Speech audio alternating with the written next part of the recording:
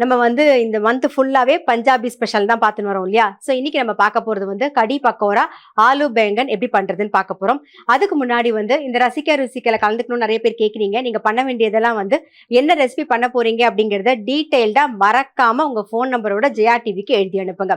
அப்படி இல்லைன்னா கீழே வர வாட்ஸ்அப் நம்பருக்கும் நீங்க வந்து வாட்ஸ்அப் பண்ணலாம். ஸோ இன்னைக்கு நம்ம பண்ண போற பஞ்சாபி ஸ்பெஷல் டிஷ் வந்து கடி பக்கோடா, ஆலு பேங்கன். இப்ப அதுக்கு தேவையான பொருள் என்னென்னு பார்த்துட்டு வந்துடலாம் வாங்க. கடி பக்கோடா செய்ய தேவையான பொருட்கள்: அரிசி மாவு 1 கப், கடலை மாவு 1 கப், வெந்தயம் 1/4 டீஸ்பூன், பெருங்காய பொடி 1/4 டீஸ்பூன், தயிர் 1 கப், நறுக்கிய வெங்காயம் 1, மஞ்சள் பொடி 1/2 டீஸ்பூன், தனியா பொடி 1/2 டீஸ்பூன், வரமிளகா பொடி 1/4 டீஸ்பூன், கரம் மசாலா பொடி 1/4 டீஸ்பூன், வரமிளகாய் 1, கருவேப்பிலை சிறிதளவு, பச்சை மிளகாய் 1, சீரகம் 1/2 டீஸ்பூன், கொத்தமல்லி சிறிதளவு, உப்பு தேவையான அளவு, எண்ணெய் தேவையான அளவு.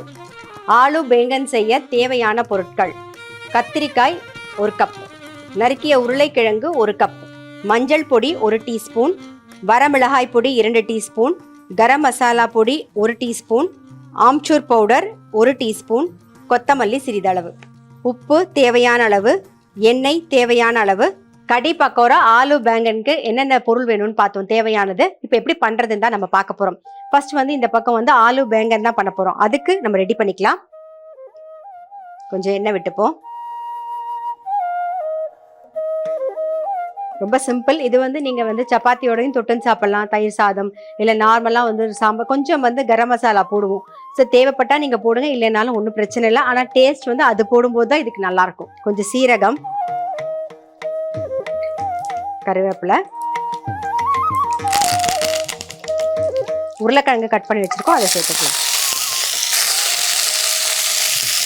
இந்த உருளைக்கிழங்கு தகுந்த மாதிரி கொஞ்சமா உப்பு,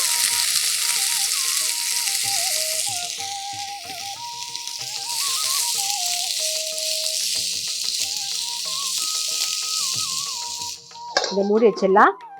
இப்போ வெந்துட்டு இருக்கட்டும். அதுக்குள்ள என்ன பார்க்க போறோம்னா நம்ம கடி பக்கோடா தான் பண்ண போறோம். அதுக்கு முதல்ல அந்த பக்கோடா தேவை, அதுதான் ரெடி பண்ண போறோம். இந்த பக்கம் எண்ணெய் வச்சிருக்கு, அது நல்லா காஞ்சிட்டு இருக்கு. இப்போ இந்த பக்கத்துல தேவையான கடலை மாவு எடுத்துக்கலாம். ஒரு 1/4 கப்புக்கு கடலை மாவு, கொஞ்சம் அரிசி மாவு, அதுக்கப்புறமா பச்சை மிளகா, கொஞ்சமா வெங்காயம்,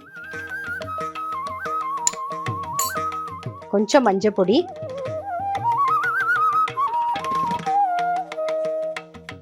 வரமிளகா பொடி, கரம் மசாலா கொஞ்சமா, இஞ்சி பூண்டு பிடிக்கும்னா சேர்த்துக்கலாம், இஞ்சி பூண்டு கொஞ்சம், அப்புறம் கொஞ்சம் கருவேப்பிலை, அப்புறம் கொஞ்சம் கொத்தமல்லி. இதெல்லாம் ஃபர்ஸ்ட் மிக்ஸ் பண்ணிப்போம். அப்புறம் தேவையான உப்பு, கொஞ்சமா தண்ணி தெளிச்சு கலந்துலாம்.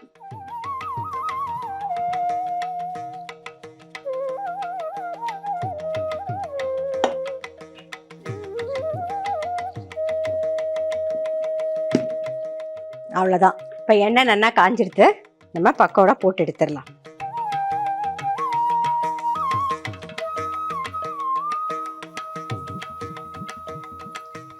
பெருசா வேணா பெருசா போட்டுக்கலாம். சைஸ் எல்லாம் உங்களுக்கு தகுந்த மாதிரி பார்த்து போட்டுக்கோங்க.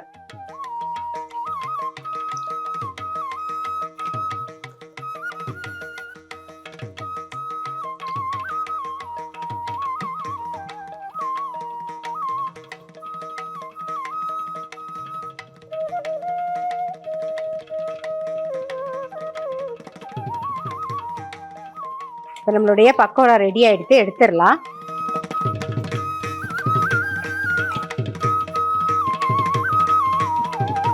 இப்போ அடுத்தது தயிர் மிக்ஸ் பண்ண போகிறோம், அதை ரெடி பண்ணிக்கலாம். நம்ம இப்போ பேனில் எண்ணெய் விட்டுருக்கோம், அது நல்லா காஞ்சிருக்கு.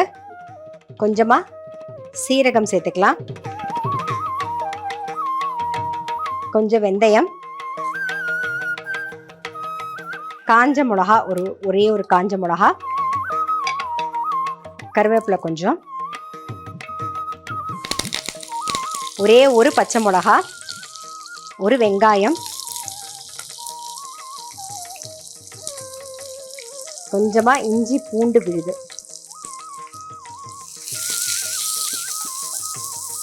வெங்காயம் கண்ணாடி மாதிரி வதங்கணும். அதே மாதிரி இஞ்சி பூண்டோட பச்சை வாசனை போகணும். நீங்கள் வந்து இஞ்சியும் பூண்டையும் பொடி பொடியாக கட் பண்ணியும் சேர்த்துக்கலாம், இந்த மாதிரி அரைச்சும் சேர்த்துக்கலாம். இப்போ இது கூடவே வந்து வரமிளகா பொடி சேர்த்துக்கலாம், மஞ்சள் பொடி கொஞ்சம், கொஞ்சமாக தனியா பொடி, கொஞ்சம் கரம் மசாலா பொடி,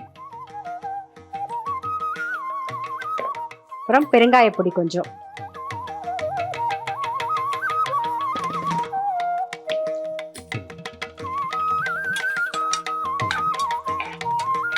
ஜஸ்ட் இது லைட்டாக அந்த மசாலாவோட பச்சை வாசனை போகட்டும்.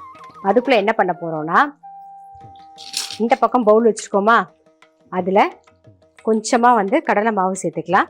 கொஞ்சம் கடலை மாவு, நீங்கள் எவ்வளோ எடுத்துக்கிறீங்களோ தயிர் அது தகுந்த மாதிரி பார்த்து போட்டுக்கலாம். தயிர் சேர்த்துப்போம், நல்லா மிக்ஸ் பண்ணி விடுங்க. தேவையான உப்பையும் போட்டுடலாம். நம்ம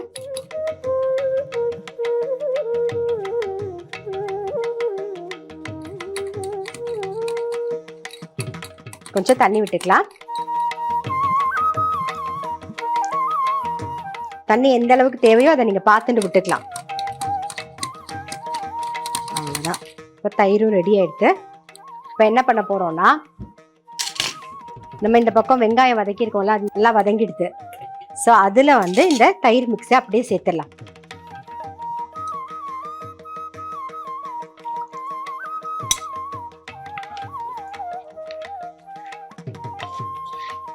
தயிர் மிக்ஸ் சேர்த்தோடனே ரொம்ப கொதிக்க வேண்டாம், அந்த கடலை மாவோட பச்சை வாசனை போகணும், அவ்வளோதான்.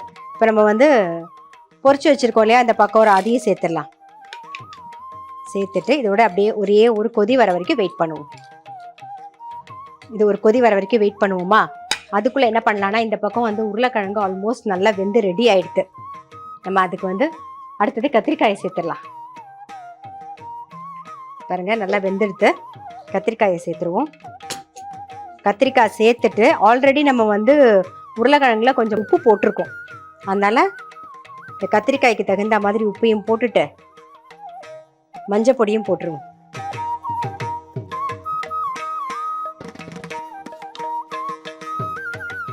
கத்திரிக்காய் அப்படியே மூடி வச்சிடலாம். ஒரு 2 நிமிஷத்துல வெந்துடும், சீக்கிரமாகவே வெந்துடும்.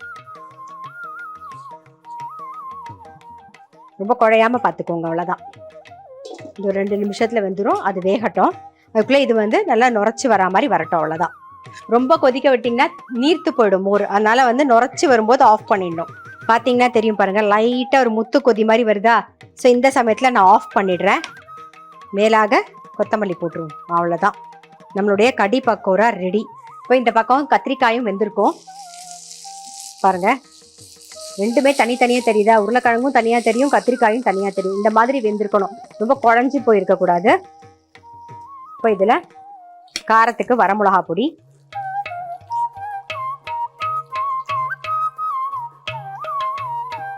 கொஞ்சம் கரம் மசாலா பொடி, ஆம்ச்சூர் பவுடர் கொஞ்சம், ட்ரை மேங்கோ பவுடர், இது கருவேப்பிலை, ஒரே ஒரு பச்சை மிளகா, இதெல்லாம் சேர்த்து அப்படியே மிக்ஸ் பண்ணிடுவோம்.